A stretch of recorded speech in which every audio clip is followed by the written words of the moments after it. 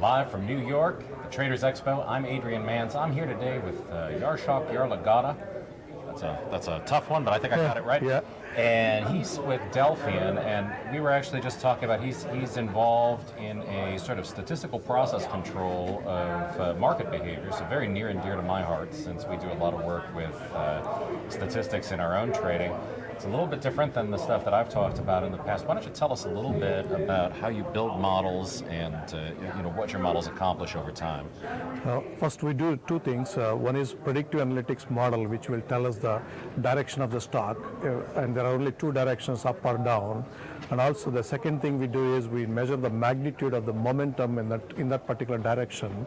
At the same time, when we are predicting a bullish direction, we'll give the price targets where to take the profits off on the top side, and it's going to be a target one for the conservatives, and we give an aggressive target for the aggressive style of trading. And at the same time, we give a stop loss also using statistical models. And and we are about 65% accurate on the target one, which we are definitely proud of. And directionally, we are about 80% accuracy. Mm-hmm. Sometimes what happens is we miss the target one by a penny. Right. And by mathematics, it didn't reach that, right? So that's what the 80% target in the direction, and then the penny miss could drop it down to a 65% accurate on the target hit.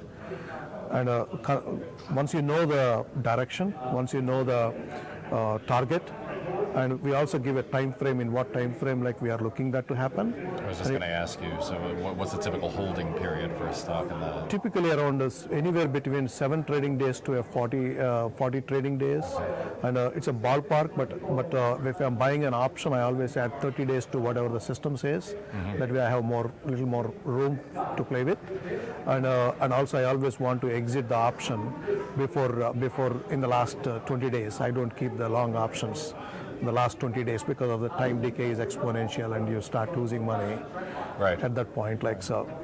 So how do you think the current the market volatility and all these heavy swings that we're having, are those going to be outliers in the statistical model? Are you going to covary those out of the equation, or are you going to?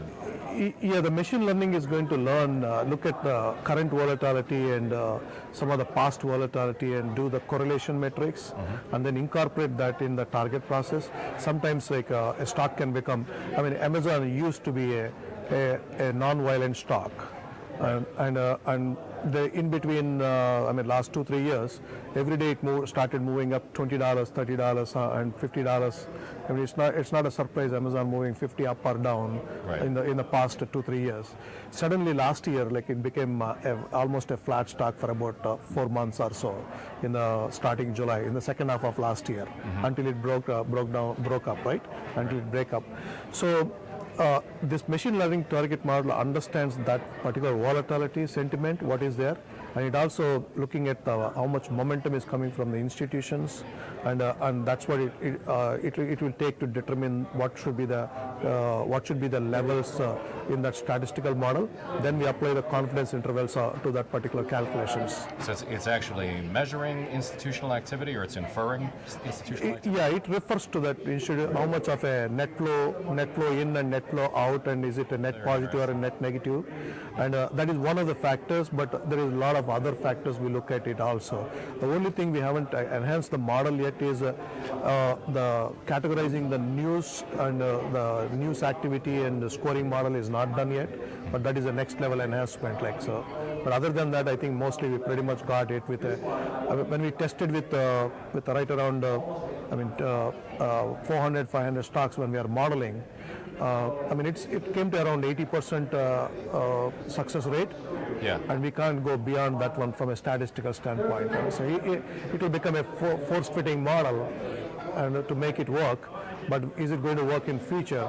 Yeah, if we force fit now, it may not work in future, right? So let me pax everybody, people who follow what I do, they know, one of my darlings as far as an intraday trader is Apple.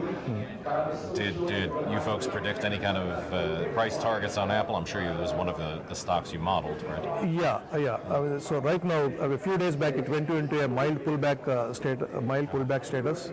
A few days back, and it hit the aggressive target down on the mild pullback, and when it hit the target, then it started going back up again. So that's how the model works also, because when it reaches the target levels, they act like a resistance, and when it hits the resistance, it goes back up again. Sometimes it blows through the resistance, but again, like it has to do a mild pullback, test it again. That is when it blew, like then that's strong. That is a strong signal. But all our modeling is based on the daily time frame, not on the intraday. Sure. So it's mostly used for a swing trading, not for the day trading. Like Yeah, well, that's great. I'm a big fan of statistical modeling in the market, so that's very interesting. So, if viewers would like to learn more about the models and the predictive validity and all of that, how do they get in touch with you? Yeah, they can go to delphiantrading.com and either subscribe or fill out a demo form, and they can. One of our option strategists will talk to them. And if you're doing only stock, not options, you can tell them that you want only the stock portions of the demo. Then they know how to steer the demo for the stock side of it. Okay, fantastic. All right, there you have it. It's worth looking at. I think I'm going to look at it myself. And thank you, Ashok, for joining me. And I will be back in a minute with more from the Traders Expo in New York.